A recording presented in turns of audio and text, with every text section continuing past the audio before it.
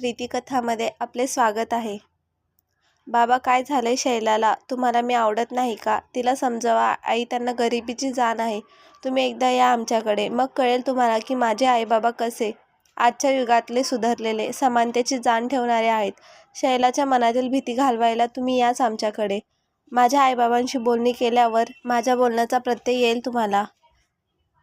खवते असे म्हणून ती शैलाला घेऊन आत गेली. सर्वांना शैला खूप आवडली होती. आमचा आनंद प्रेमात पडला तो उगीच नाही हो. तुमची मुलगी लाखात एक आहे, असे आनंदचे काका तिच्या आईबाबांना म्हणाले. आनंदच्या बाबांनी शैलाच्या वडिलांना त्यांनी शून्यातून विश्व निर्माण कसे केले हे थोडक्यात सांगितले. श्रीमंती असली तरी त्यांच्या बोलण्यात डौल नव्हता. त्यांच्याशी बोलताना शैलाच्या वडिलांना काही परकेपणा जाणवला नाही. आनंदची आई ही शैलाच्या आईशी छान गप्पा करू लागली. त्यामुळे शैलाची आई त्यांच्याशी मोकळेपणाने बोलू लागल्या. गप्पा रंगत आल्या होत्या.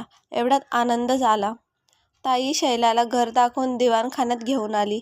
चहा नाश्त्याचीही छान व्यवस्था केली होती. सगळ्याबरोबर हसून गप्पात रंगून चहा पाणी झाले.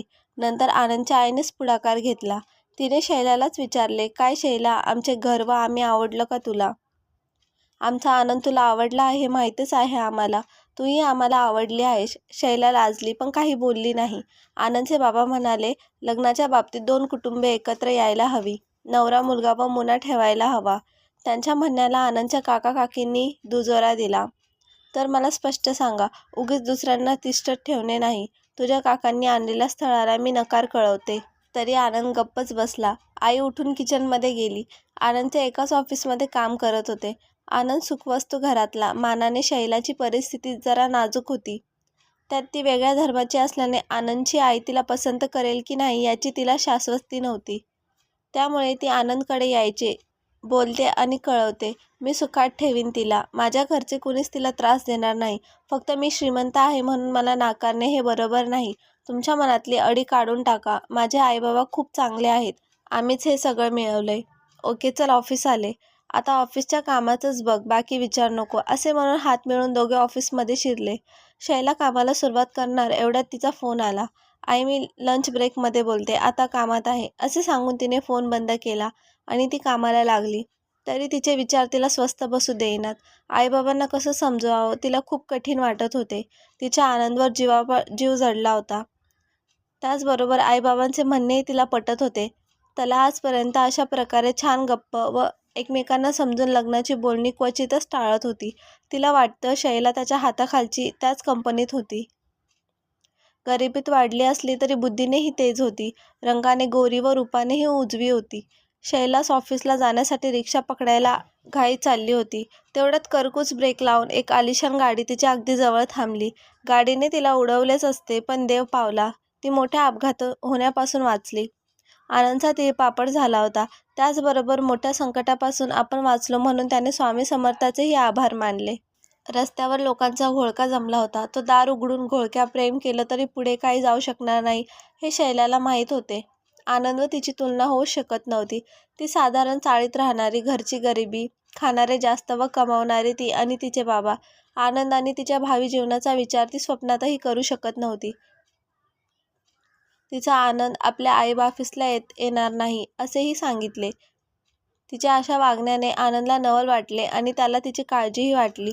दुसऱ्या दिवशी ऑफिसला निघताना तो तिच्या घरी गेला. त्याची गाडी चाळीत शिरताच चाळीतल्या लोकांच्या नजरा त्याच्यावर रोखल्या.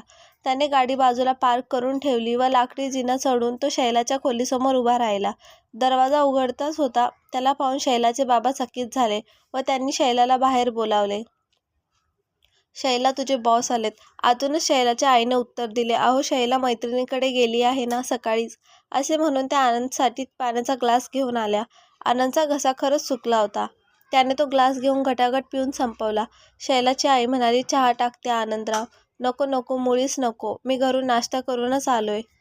शैला आल्यावर बोलतो आम्ही आणि कळवतो तुम्हाला. तुझ्या घरीच गेलो होतो. तू येते का ऑफिसला आता? थांब, घरी फोन करून आईला सांगते नि येते. शैलाने घरी फोन लावून आईच्या रस्त्यात आनंद भेटल्याचे व ऑफिसमध्ये जरुरीचे काम असल्याने आता ऑफिसमध्ये जात आहे असे सांगून ती आनंदच्या गाडीत बसली. वाटेत आनंदने तिला तो तिच्या घरी गेल्यावर काय बोलणी झाली ते सर्व सांगितलं.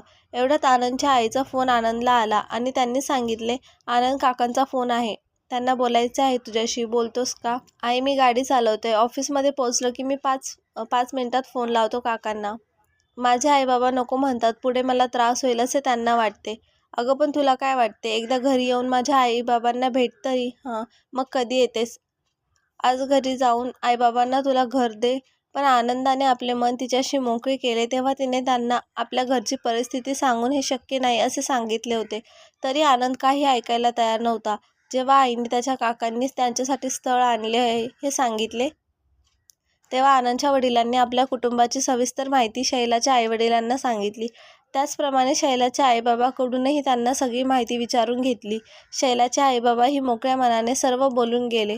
सर्व परिस्थिती एकमेकांना जाणून घेतली. खोट्याच्या बडेजावाचा फसवणुकीचा प्रकार त्यांच्यात मुळीच नव्हता. दोन्ही घरच्यांना समंजसपणामुळे झालेले बोलणे आनंद व शैलाला खूप आवडले. शैला व तिच्या आईवडिलांनाही आनंदने सांगितलेले तंतोतंत पटले. नंतर पुढच्या महिन्यात दोघी कुटुंबांनी त्यांचा साखरपुडा व लग्न अतिशय साध्या पद्धतीने करायचे ठरवले. कोणी केले असतील ते आनंद व शैलाच्या घरच्यांनी केली व 2 घरे एकत्र आली. असा समजूतदारपणा लग्न कार्यात दोन्ही घरांनी दाखवावा व खरोखर शैला आनंदसारखा सर्वांचा सुखी संसार व्हावा. कथा आवडली असेल तर व्हिडिओला लाईक करा आणि चॅनलवर नवीन असाल तर सबस्क्राईब करा. धन्यवाद.